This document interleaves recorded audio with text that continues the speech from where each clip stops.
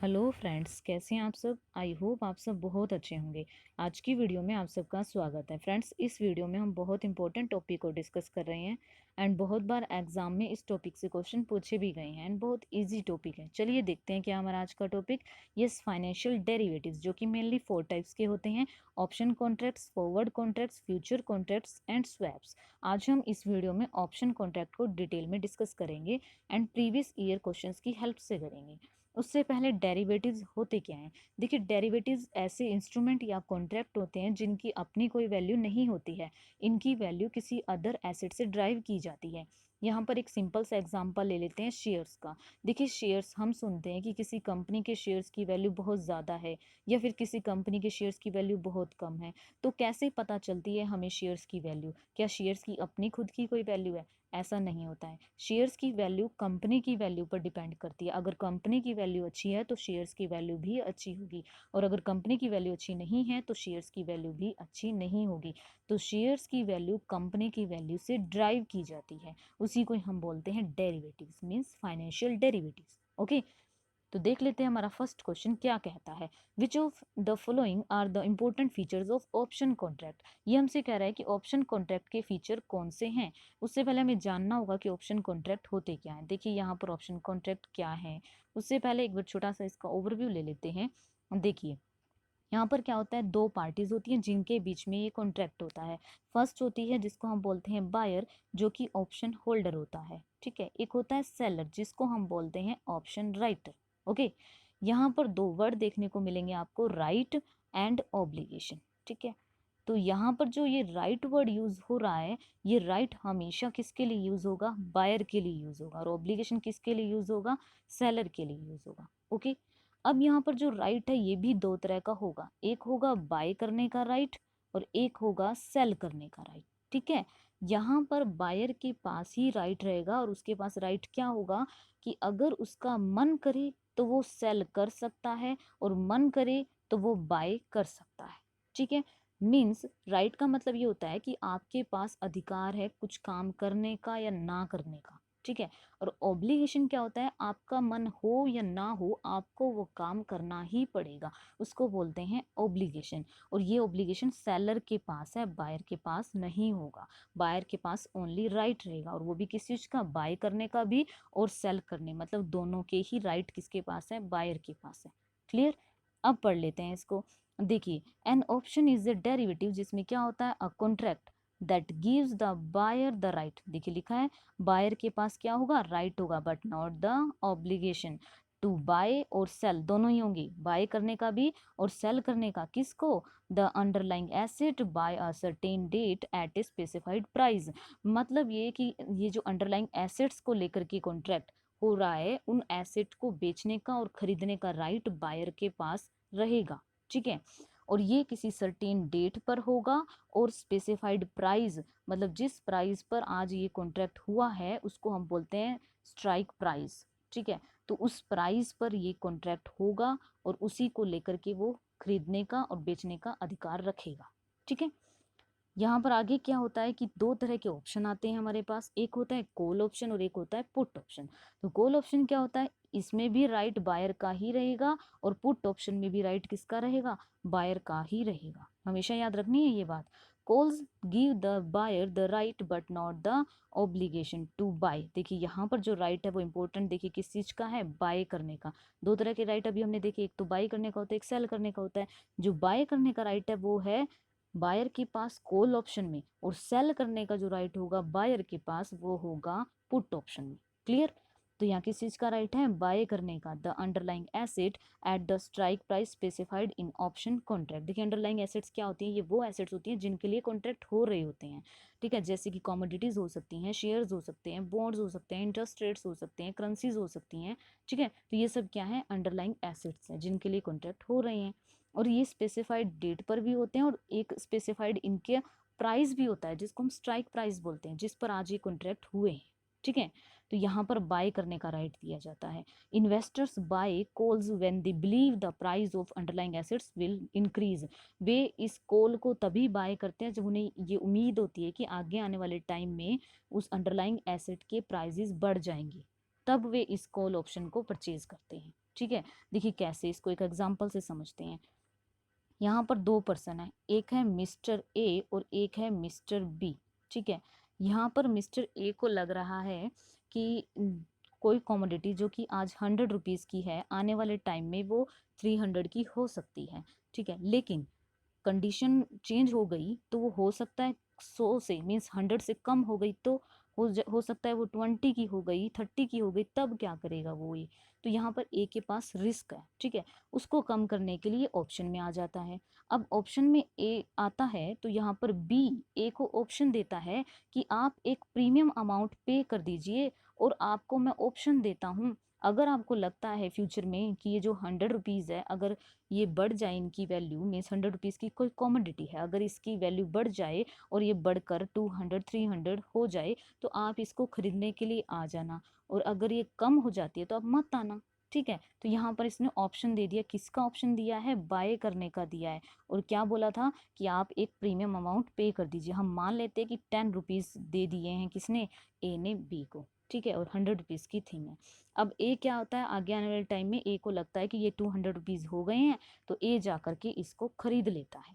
ये खरीदता है 100 रुपीज़ में, 100 रुपीज़ में दे लेता है ए, और लेकर मार्केट में वो 200 में सेल कर देता है। तो अब ए को फायदा हो गया ना। क्लियर। अब यहाँ पे एक जो इम्पोर्टेंट बात अब मैं डिस्कस करने वाली वो ये, कि अब हमें ये देखना है कि यहाँ पर ज़्यादा लॉस होता किसका है, वो ए का होता है या बी का होता है। अभी हमने इस प्रोसेस को समझ लिया है कि कैसे काम करेगी ये। अब हम ये देखेंगे कि यहाँ पर नुकसान किसका है और फायदा किसका है। ठीक है, पहले ए को लेते हैं। अब देखिए, ए को अगर ये था कि 100 रुपीज़ वाली थिंग 200 में हुई है, तो इसके पास राइट था और इसने जा करके ले लिया इसको 100 रुपीज़ में ली, और 100 वाली जो चीज़ 200 की थी उसको 100 में मिल गई। हो गया ना फायदा ए का। तो ए का फायदा हो गया। नुकसान कितना हुआ यहाँ पर ए का, अगर ये 100 वाली चीज़ 20 रुपीज़ हो जाती इसकी, तो क्या ए इसको लेने जाता, बिल्कुल भी नहीं लेने जाता। ए को कोई फायदा ही नहीं होता, ये जाता ही नहीं लेने। और अगर ये लेने नहीं जाता तो इसको नुकसान कितने का होता, 10 रुपीज़ का। क्यों, क्योंकि इसने 10 रुपीज़ इसके लिए पहले प्रीमियम पे किया हुआ है। तो ए को ज़्यादा से ज़्यादा नुकसान ओनली 10 रुपीज़ का ही होता, क्योंकि इसके पास राइट है, ये जाएगा ही नहीं उसके प्राइजेस कम होने पर, और प्राइजेस ज़्यादा होने पर ये चला जाएगा, और प्राइजेस ज़्यादा होने पर अगर ये गया तो इससे तो फ़ायदा ही होने वाला है। आ गई बात समझ में। प्राइजेस 100 से ज़्यादा 200 भी हो सकते हैं, 5 भी हो सकते हैं, 1000 भी हो सकते हैं, कितने भी हो सकते हैं, तो ये चला जाएगा लेने, इसको तो फ़ायदा होने वाला है। इतनी बात समझ में आ गई। अब हम बी का केस पढ़ते हैं।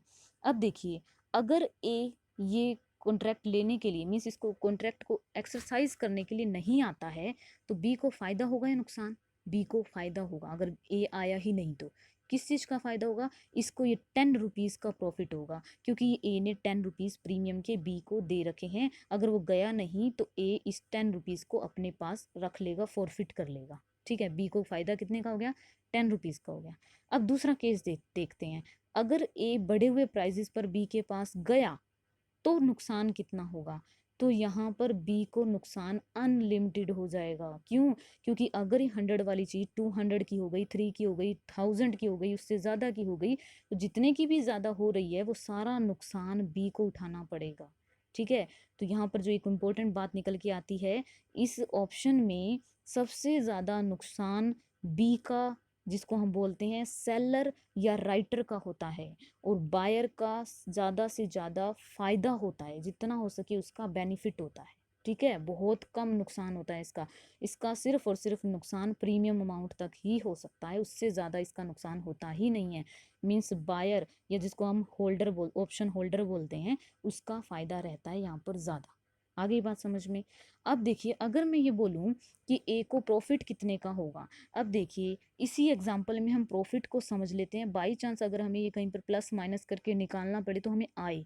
देखिए, यहाँ पर ए ने जो प्रीमियम अमाउंट 10 रुपीज़ की पे की थी, तो ए के पास से 10 रुपीज़ तो ऑलरेडी जा चुके हैं। अब ये 100 रुपीज़ में खरीद कर लेकर के आएगा और इसको 200 में सेल करेगा, तो इससे यहाँ पर कितने का फ़ायदा हो रहा है, 100 रुपीज़ का फ़ायदा हो रहा है। और इस 100 रुपीज़ में से 100 का कैसे हो रहा है, 100 तो ये पे करके ही आ रहा है ना इस चीज़ के लिए, तो यहाँ पे 200 में जब इसको सेल करेगा इसको 200 मिलेंगे, और 100 तो ये पहले ही दे चुका है, तो इसका मतलब 100 का फ़ायदा हुआ ना इसको। तो 100 का यहाँ से ये फ़ायदा को कमा लेगा। ठीक है, कैसे, 100 वाली चीज़ 200 में सेल करके 100 का प्रॉफिट हुआ। तो ये 100 के प्रॉफिट में से ये 10 रुपीज़ भी माइनस करेगा। क्यों? क्योंकि ये 10 रुपीज़ भी तो ये पहले पे करके आया था। तो इसको यहाँ पर फ़ायदा कितने का हो गया? 90 रुपीज़ का हो गया अल्टीमेट प्रॉफिट। ठीक है, अब बी का प्रॉफिट देखते हैं। नुकसान, प्रॉफिट तो होगा ही नहीं, अब यहाँ पे नुकसान होगा। प्रॉफिट तो सिर्फ 10 रुपीज़ का होगा, नुकसान कैसे होगा बी को? अब बी ने क्या किया था, ये जो थिंग थी 200 की मार्केट से खरीदी और ला करके ए को दे दी। जब ये 200 की देने जा रहा है तो उसके बदले में क्या क्या लिया इसने? इसने एक तो ये 10 रुपीज़ लिए, ठीक है, 10 रुपीज़ लिए, इसके पास 10 रुपीज़ आ गए। और क्या लिए इसने? ये 100 रुपीज़ भी तो लिए हैं, इसी के बदले ये 200 की चीज़ दे रहा है। तो 100 रुपीज़ ये लिए, तो इसका मतलब इसके पास 110 रुपीज़ आ गए, 110 इसके पास आ चुके हैं। और ये 200 में खरीद करके लाया है उसको। तो इसका मतलब अल्टीमेट इसको नुकसान कितने का हो रहा है? 90 रुपीज़ का इसको नुकसान होगा। अब यहाँ से एक बात और निकल के आती है, हमेशा याद रखेंगे कि जितना फ़ायदा यहाँ पर एक पार्टी को होगा उतना ही नुकसान सेकंड पार्टी को होगा। ठीक है, अगर ए को यहाँ पर 500 का प्रॉफिट हो रहा होता तो 500 का नुकसान बी उठा रहा होता। ये हमेशा याद रखेंगे कि एक पार्टी का फ़ायदा दूसरे का नुकसान। क्लियर? यहाँ पे कुछ बातें मैंने क्लियर करने की कोशिश की, आई होप क्लियर हो गई होंगी। ठीक है, अब इसका देखिए पुट ऑप्शन बिल्कुल ऐसा ही है, बट यहाँ पर क्या होता है, राइट तो वही सेम बायर के पास रहता है, ऑब्लिगेशन नहीं होता है, लेकिन यहाँ पर राइट किस चीज़ का होगा? सेल करने का होगा। ठीक है, to sell the underlying asset at the strike price specified in the contract, the writer of the put option is obliged to buy the asset if the put buyer exercises their option। यहाँ पर देखिए हमें लग रहा था वो profit कमाना चाहता था, उसे लग रहा था कि 100 रुपीज़ वाली थिंग है, फ्यूचर में इसके प्राइजेस बढ़ जाएंगे, इस होप से उसने टू बाय किया। अब यहाँ पर क्या होप रहती है, उससे लगता है कि जो एसेट है ना उसके प्राइजेस घट जाएंगे। पुट ऑप्शन में उसको उम्मीद क्या है, उसको लग रहा है कि घट जाएंगे, घटने के रिस्क को लेकर के यहाँ पर वो या ऑप्शन के कॉन्ट्रैक्ट में आता है और उसको बोलते हैं पुट ऑप्शन। और यहाँ पर जो ये पुट ऑप्शन होता है ये बेचने को लेकर के होता है। ठीक है, यहाँ पर सेकंड पार्टी उसको बोलती है कि आपके पास राइट है, ठीक है, अगर इसके प्राइजेस घटे हुए मिले आपको तो आप इसको सेल कर देना। ठीक है, ये आपको राइट दे रहे हैं, आप सेल कर देना। अगर आपको लगे कि इसके प्राइसेस नहीं घटे तो आप सेल मत करना, क्योंकि यहाँ पर वो सिर्फ ये सोच कर इस ऑप्शन में आएगा कि उसे लग रहा है कि फ्यूचर में प्राइजेस घट जाएंगे, इसीलिए वो ऑप्शन में आता है। यहाँ पर क्या था, उसे लग रहा था कि बढ़ जाएंगे तब ऑप्शन में आया था, और यहाँ पर उसे लग रहा है कि घट जाएंगे, वो इसलिए ऑप्शन में आता है। क्लियर? तो यहाँ पर जो ऑब्लिगेशन किसका है, यहाँ पर देखिए वही सेलर का ही ऑब्लिगेशन है। अगर यहाँ पर बायर बेचना चाहेगा उस कॉमोडिटी को तो सेलर को उसे खरीदना ही पड़ेगा। ठीक है, तो यहाँ पर क्या होता है, the writer seller of the put option is obliged to buy the asset, उसे वो एसेट को बाय करने के लिए ओब्लाइज्ड रहना पड़ेगा। if the put buyer exercises their option, investors buy puts when they believe the price of the underlying asset will decrease। वे तभी इसको खरीदते हैं जब उन्हें ये लग रहा होता है कि आने वाले टाइम में उसके प्राइजेस कम हो जाएंगे। ठीक है, यहाँ पर उम्मीद कम होने की होती है और यहाँ पर उम्मीद बढ़ने की होती है। ठीक है, चलिए अब इसका ये एमसीक्यू हम सोल्व करके देखते हैं क्या हम कर पा रहे हैं। देखिए फर्स्ट ऑप्शन क्या बोलता है, buyers of option has limited liability. ये बोल रहा है कि जो बायर होता है ऑप्शन का उसकी लिमिटेड लाइबिलिटी होती है। अब आप खुद सोचकर बताइए क्या लिमिटेड लाइबिलिटी होती है? यस होती है। क्यों? अभी हमने देखा जो कि ए था बायर, उसकी लिमिटेड लाइबिलिटी थी, सिर्फ और सिर्फ 10 रुपीज़ ही उसकी ज़्यादा से ज़्यादा यहाँ पर लाइबिलिटी बन सकती थी जो उसने प्रीमियम अमाउंट पे की हुई है। तो यहाँ पर क्या थी, इसकी लिमिटेड लाइबिलिटी थी। ओके, तो ये बिल्कुल करेक्ट है। नेक्स्ट है options have high degree of risk to option writer. ये बोला है जो ऑप्शन राइटर है ना उसका हाई डिग्री का रिस्क रहता है। क्या ऐसा था? बिल्कुल था। बी जो था उसके पास हाई डिग्री का रिस्क था, उसे लॉस ज़्यादा हो रहा था, ए को तो सिर्फ प्रीमियम का ही लॉस था। ठीक है, तो ये भी बिल्कुल करेक्ट है। Third, options are exercisable only by buyers of option. बिल्कुल, क्योंकि जो ये ए था जो कि बायर है उसी के पास ऑप्शन रहता है, चाहे तो खरीदे और चाहे तो बेचे। Means to sell and buy का ऑप्शन किसके पास है, यहाँ पर ए के पास। ए कौन है? बायर। तो यहाँ पर क्या रहता है, ऑप्शन को एक्सरसाइज करने का अधिकार किसके पास है? बायर के पास है। क्लियर? तो ये तीनों बिल्कुल इसके फीचर हैं। उसके बाद क्या है fourth one, buyer of option have all rights which are available to equity shareholder of the concerned companies. ये कह रहा है जो भी इक्विटी शेयर होल्डर के पास राइट होते हैं ना बिल्कुल वैसे ही ऑप्शन के बायर के पास ही होते हैं, ऐसा कुछ नहीं होता है। तो यहाँ पर ये तीनों हमारी करेक्ट हैं। तो कहाँ है ये answer? A, 1 2 3 is the correct answer. Clear? Next question देख लेते हैं। नेक्स्ट है which of the following has the right to sell an asset at a predetermined price. ये कह रहा है कि किसके पास राइट होता है सेल करने का एसेट को। देखिए कंप्लीट हमें ऑप्शन देखने की नीड ही नहीं है, उससे पहले हम ये देखेंगे बात किसकी कर रहा है, राइट की। सबसे पहले जैसे ही राइट आए तो हमें ये देख लेना राइट किसके पास रहता है, बायर के पास रहता है। अब ऑप्शन में देखिए बायर कहाँ है, बायर सिर्फ ये दो ऑप्शन में है, तो इन दोनों में से हमारा आंसर है। उसके बाद किस चीज़ का है, टू सेल का, और जो सेल का ऑप्शन होता है वो किस में होता है, पुट में होता है। ठीक है, तो यहाँ पर हमारा आंसर क्या हो गया, C, put buyer. Okay, next है which of the following is potentially obliged to sell an asset at a predetermined price. अब देखिए यहाँ पर ओब्लाइज्ड वर्ड आया है, अब हमें ये याद करना है ओब्लाइज्ड किसके लिए होता है, ये सेलर होता है ओब्लाइज्ड। ठीक है, तो यहाँ पर सेलर या जिसको हम राइटर बोलते हैं, ये वर्ड हमें जहाँ भी ऑप्शन में दिखेगा वो हमारा आंसर हो सकता है। तो देखिए ये दो हैं, चूज हो गए हमारे। अब इन दोनों में से ही कोई हमारा करेक्ट आंसर बनेगा। कैसे, यहाँ पर किसका है ऑब्लिगेशन, टू सेल का, और सेल किस में होता है बताइए, सेल होता है पुट में, और राइटर होना चाहिए। तो हमारा आंसर यहाँ पर क्या हो गया, D, put writer. Clear, sell करने का किस में होता है, पुट में होता है, और बाय करने का किस में होता है, कॉल में होता है। अब देखिए अगर आपको कंफ्यूजन हो रही है कि हम याद कैसे रखें, तो देखिए मैं आप इसको याद करने की ट्रिक भी बता देती हूँ। आप ऐसे ही आप इसको ट्रिक या सिंपली कैसे भी समझ सकते हैं। देखिए जब कॉल की बात की जाती है, अगर हम बोलते हैं कि आप कॉल ऑप्शन ले रहे हैं, तो आप सिंपल इसको देखिए, आप किसी को कॉल कर रहे हैं, कॉल का मतलब होता है बुलाना। ठीक है, तो यहाँ पर कॉल किसके लिए की जाती है, कुछ ना कुछ खरीदने के लिए की जाती है। ठीक है, हम कुछ खरीद रहे हैं उसके लिए हम यहाँ पर कॉल कर रहे हैं। और अगर यहाँ बात की जाती है सेल, अगर आप सेलर हैं और आप कुछ बेचना चाहते हैं, तभी आप उसको किसी के सामने रखते हैं, तो पुट का मतलब क्या होता है, रखना। तो इसका मतलब आप पुट उसको रख रहे हैं, किस लिए रख रहे हैं, ताकि आप उसको बेच सकें। तो सेल किससे कनेक्टेड हो गया, पुट से कनेक्टेड हो गया। और ये बाय किससे कनेक्टेड हो गया, कॉल। ठीक है, जब आप कॉल करते हैं तो कुछ खरीदने के लिए कॉल करते हैं, और यहाँ पर आप बेचते हैं तो उसको आप पुट मीन्स सेल करते हैं, तो उसको पुट करना पड़ता है, मीन्स उसको रखना पड़ता है सामने। सेल हो गया पुट से कनेक्टेड, और कॉल हो गया बाय से कनेक्टेड। क्लियर, तो यहाँ पे दोनों आंसर आपको क्लियर हो गए होंगे। ओके, नेक्स्ट है choose the correct code for the following statements being correct और इनकरेक्ट। देखिए स्टेटमेंट 1 पढ़ते हैं, 2 पढ़ते हैं, और फिर हमें पता चलेगा कि कौन सी करेक्ट है और कौन सी नहीं है। देखिए फर्स्ट क्या है, an option which gives its holder the privilege of selling to other party a fixed amount of some stock at a stated price on or before a predetermined date is known as call option। देखिए ये call option की definition है। उससे पहले हमें यहाँ सबसे पहले सोचना है कि कॉल ऑप्शन किसके पास होता है। कॉल ऑप्शन होता है बायर के पास, पुट ऑप्शन किसके पास होता है, वो भी बायर के पास होता है। लेकिन कॉल ऑप्शन में किस चीज़ का होता है यहाँ पर, राइट, यहाँ पर बाय करने का होता है। तो देखिए यहाँ पर बाय करने की बात की गई है, यहाँ पर बोल रहा है an option which gives it's holder the privilege of selling. इसने सेलिंग की बात की है, लेकिन हमें पता है कॉल में तो बाय की होती है। देखिए अभी हमने यहाँ से किया तो है ये, ठीक है, कॉल में बाय की होती है, लेकिन ये सेलिंग की बात करें तो ये इनकरेक्ट है।